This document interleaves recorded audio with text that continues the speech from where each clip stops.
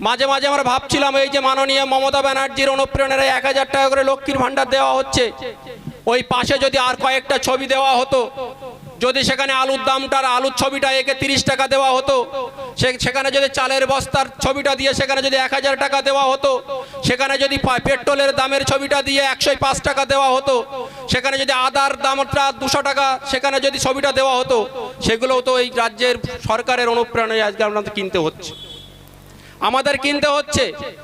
দেশটাকে আদে কোথায় নিয়ে যাচ্ছে? 2014 সাল থেকে আপনারা কেন্দ্রে নরেন্দ্র মোদীর সরকার দেখেছেন, অনেক প্রতিশ্রুতি আপনারা সেদিন দেখেছিলেন যে কালো ধন ফেরত আসবে, যারা দেশকে নাকি লুট করে বাইরে নিয়ে যাচ্ছে তারা চলে আসবে, তাদের ফেরত আনা হবে, সেই কালো ধন এনে প্রত্যেকের অ্যাকাউন্টে 15 লক্ষ টাকা করে দেওয়া হবে। আমরা এখানে অনেকে বসে আছি, আমাদের কথা অনেকেই শুনছেন, অনেকে হয়তো আমাদের কাছে আসতে পারছেন না বিভিন্ন কারণে, কিন্তু দূর থেকে আমরা জানি যখন লাল ঝান্ডার কোনো সভা হয় কান পেতে আমাদের কথাগুলো শোনেন। আপনারা কি বলতে পারবেন আপনার অ্যাকাউন্টে কোনোদিন একটা টাকা এসেছে? আসেনি। উনি 500 বছর পরে রামকে ফেরত নিয়ে এসেছেন অযোধ্যায়, কিন্তু এই 14 বছরে ওই যে যারা যারা গুজরাটের যে চোরগুলো দেশের বাইরে চলে গেছে তাদের আজ পর্যন্ত এই এখানে ফেরত আনতে পারেনি। উনি পারেনি। বারাকপুরে একটা সভায় আমরা দেখছিলাম নরেন্দ্র মোদী গ্যারান্টি দিচ্ছে। কি কি গ্যারান্টি দিচ্ছে? যে নরেন্দ্র মোদী যদি ক্ষমতায় থাকে সুপ্রিম কোর্টের দেওয়া ওই রায়, যে রায় অযোধ্যা মন্দির নিয়ে দিয়েছে, ওই রায় পরিবর্তন হবে না। তার মানে কি সেই রায় নিয়ে এখনো বিজেপির মধ্যে কোনো দ্বিধাভক্ত আছে? আমরা ওখানে গ্যারান্টি দেখেছিলাম যে উনি গ্যারান্টি দিচ্ছেন যদি নরেন্দ্র মোদী ক্ষমতায় থাকে তাহলে এই বাংলায় নাকি রামনবমী হবে। যারা এখানে হিন্দু ভাইয়েরা বোনেরা আছেন, আপনারা কি সত্যিই বলতে পারবেন বাংলায় কি বাম সরকার যখন ছিল তখন রামনবমী হয়নি? আপনাদের কেউ কোনোদিন বাধা দিয়েছিল? কিন্তু উনি গ্যারান্টি দিচ্ছেন এটা। আমরা এই গ্যারান্টি চাচ্ছি না। আমরা গ্যারান্টি চাচ্ছে ভারতবর্ষের বেকার যুবতীদের কি হবে, আগামী দিনে এই দেশটা কোথায় যাবে, আমার আপনার শ্রমিক খেটে খাওয়া মানুষের ভবিষ্যৎ কি হবে, তাদের ন্যূনতম মজুরিটা কি কোথায় যাবে, তার জন্য আমাদের এখান থেকে লাল ঝান্ডার প্রার্থী ওখানে পাঠাতে হবে। এই বসিরহাট লোকসভায় দীর্ঘদিনের এমপি হয়েছিলেন এই লাল ঝান্ডার এমপি, প্রায় 9 বারের এমপি ছিলেন। তাদের সংসদে কি পারফরমেন্স ছিল, তারা কি কি করেছে আপনারা এখানকার সবাই জানেন ভালোভাবে। আর আমরা বিগত 3 বারে 3 জন এমপি আমরা দেখেছি। বর্তমানে যে টিএমসির ক্যান্ডিডেট হয়েছে ইনি 2009-এ জিতেছিলেন, কিন্তু আমার বাড়ি যেখানে ভেবিয়া চৌমাথায় সেই টিএমসিরা এনাকে ঝাঁটাপেটা করে সেখানে বিদায় করেছিল, আমরা তার সাক্ষী আছি। তারপর এখানে ইদ্রিস আলী এসে দাঁড়িয়েছিলেন, তিনি সংসদ পর্যন্ত গিয়ে আমরা দেখেছি ওই কলসি মাথায় নিয়ে একবার নাচ করছিলেন, এটাও আমরা দেখেছি। তারা বসিরহাট নিয়ে কিছু বলেনি। আর আমরা শেষে একটা এমপি পেয়েছিলাম, একদম মানে ডিজিটাল এমপি। উনি মঞ্চে মঞ্চে গিয়ে বলেছিলেন যে রিদ মাদাজের রাখবো, ছেড়ে দেব না, কিন্তু তাকে তার পার্টিই ছাড়িয়ে দিয়েছে।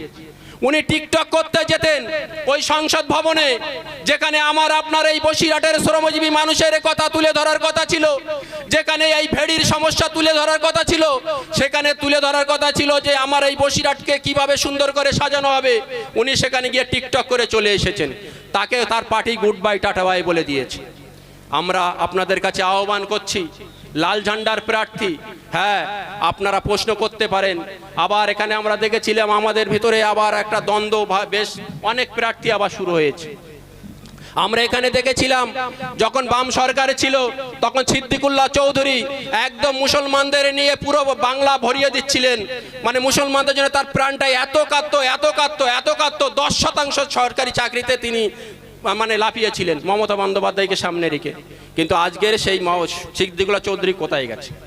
আবার এরকম নেতা আপনাদের সামনে চলে এসেছে, যারা এই মুসলিমদের ভোটটা নিয়ে ভাগাভাগি করে তারাও স্বপ্ন দেখাচ্ছে যে আমরা এই রাজ্যের ক্ষমতা দখল করব।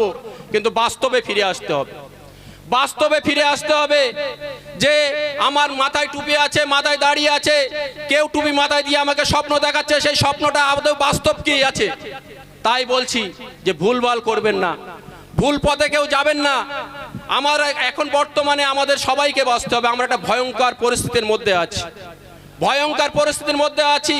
বিজেপি আপনাকে বোঝাচ্ছে হিন্দুরা নাকি বিপদে আছে। আচ্ছা, দেশের প্রধানমন্ত্রী হিন্দু, দেশের স্বরাষ্ট্রমন্ত্রী হিন্দু, মানে বেশিরভাগ সবকটা এমপি এমএলএ বেশিরভাগ বিজেপির হিন্দু। দেশের যা মন্ত্রী আছে সবাই হিন্দু, বেশিরভাগ আইপিএস হিন্দু, ওসি আইসি সবাই হিন্দু।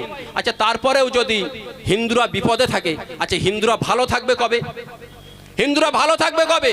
তা আপনারা যদি সব এই নরেন্দ্র মোদী হিন্দু হয়ে, স্বরাষ্ট্রমন্ত্রী হিন্দু হয়ে যদি হিন্দুদের ভালো না রাখতে পারেন, তাহলে আপনারা ছেড়ে দিন, অন্য কেউ আসুক। আমরা গ্যারান্টি দিচ্ছি, এই ভারতবর্ষের বুকে যদি লাল ঝান্ডা এখান থেকে এমপি নিয়ে যেতে পারে, এই বসিরহাটে যে দাঙ্গা আপনারা দেখেছেন, এই দাঙ্গা আমরা আর হতে দেব না। আমরা বুক চিতিয়ে সেই দাঙ্গাকে রুখে দেব, আমরা রুখে দেব সেই দাঙ্গাকে। আজকের কি বাংলার ভবিষ্যৎ কোথায় গেছে? কোথায় গেছে? আজকের এই বিরামনগরে আমরা দাঁড়িয়ে আছি।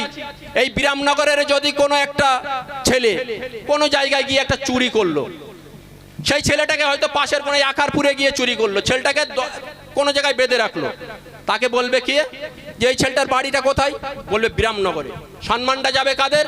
যত বিরামনগরবাসী আছে, সে তো জানে না কার ছেলে, যত বিরামনগরবাসী আছে সবার কিন্তু সম্মানটা যাবে। তা আজকের যদি বাংলার কোনো নেতা মন্ত্রী জেলে থাকে, সেই লজ্জাটা আমাদের সবার, সেই লজ্জাটা আমাদের সবার। আপনার ঘরে 1000 টাকার দিচ্ছে আর পার্থর বান্ধবীর খাটের তলে কোটি কোটি টাকা পাওয়া যাচ্ছে, এটা কোথাকার হিসাব? কোথাকার হিসাব? কয়েকদিন আগে দেখলাম মমতা বন্দ্যোপাধ্যায়ের চটি ছিঁড়ে গেছে, আপনারা দেখেছেন? সেফটি পিন কাছে রাখবেন, কারণ তা লাগতে পারে। একটা চটি ছিঁড়ে গেছে। কার চটি ছিঁড়েছে? মুখ্যমন্ত্রীর চটি ছিঁড়েছে। যার ভাইপো কোটিপতি, যার ভাইজি এই ঘুষ নিয়ে বৃষ্টি চট্টোপাধ্যায় যে ব্যানার্জি ঘুষ নেওয়ার দায়িত্বে চাকরিটা গেছে। আচ্ছা যার ভাইয়ের বউ রাজনী বন্দ্যোপাধ্যায়, সে নাকি সমাজসেবা করে 6 কোটি টাকার মালিক। তার দূর সম্পর্কের ভাইজি যারা জেলে আছে কোটি কোটি টাকার মালিক, উনি 7 করে কি পড়েন? চটি পড়েন। পড়তে পারেন? চটি পড়াও ভালো, ডাক্তারও বলছে পড়েন, অসুবিধা নেই। হাঁটতে হাঁটতে চটি ছেড়ে, কিন্তু মাইকে বক্তব্য দিতে দিতে চটি ছেড়ে এই প্রথম আমরা দেখলাম। এবং সেই চটি মাইকে অ্যানাউন্স করছে যে আমার চটিটা ছিঁড়ে গেছে। উনি নতুন চটি পরবেন না, উনি সেফটি পিন লাগিয়ে চটি পরবেন, সেফটি পিন লাগিয়ে চটি পরবেন। এটা আমাদের কোথায় নিয়ে যাচ্ছে? আমাদের কি বোঝাতে চাইছে? কি বোঝাতে চাইছে? আমরা অনেক আগে স্লোগান তুলেছিলাম যে দিদির পায়ে হাওয়াই চটি, দিদির ভাইয়েরা কোটিপতি। আজকের এই ইন্ডিয়া জোটে থাকার জন্য কেজরিওয়াল যদি জেলে যেতে পারে, আজকের কোটি কোটি কোটি কোটি টাকা লুট হওয়ার দায়ে অভিষেক ব্যানার্জি কেন জেলে যাচ্ছে না? বারবারই কেন বলছে আমরা সৎ, কিন্তু বারবার আবার সুপ্রিম কোর্টে যাচ্ছে, গিয়ে বলছে আমাদের রক্ষা কবচ দাও। এখন সামনে ভোট আছে, আপনারা দেখেছেন ইতিমধ্যে 2016 সালের প্যানেল বাতিল হয়ে গেছে। এই ছেলেগুলোর ভবিষ্যৎ কি? এই ছেলে মেয়েগুলোর ভবিষ্যৎ কি? সুপ্রিম কোর্টে গেছে। সুপ্রিম কোর্টে গিয়ে রাজ্যের আইনজীবী বলছে যে এই সময় যদি এই মন্ত্রীদের উপর সিবিআই তদন্ত হয়, তাহলে পুরো সিবিআই মন্ত্রিসভাটা জেলে যেতে পারে, পুরো মন্ত্রিসভাটা জেলে যেতে পারে। তারা নিজেরাই ভয় পাচ্ছে। তাই আর কোনো ভুল নয়, আর কোনো ভুল নয়। এবার আমাদের বাঁচার একটাই ভরসা, এই লাল ঝান্ডা, কাস্তে হাতুড়ি তারা।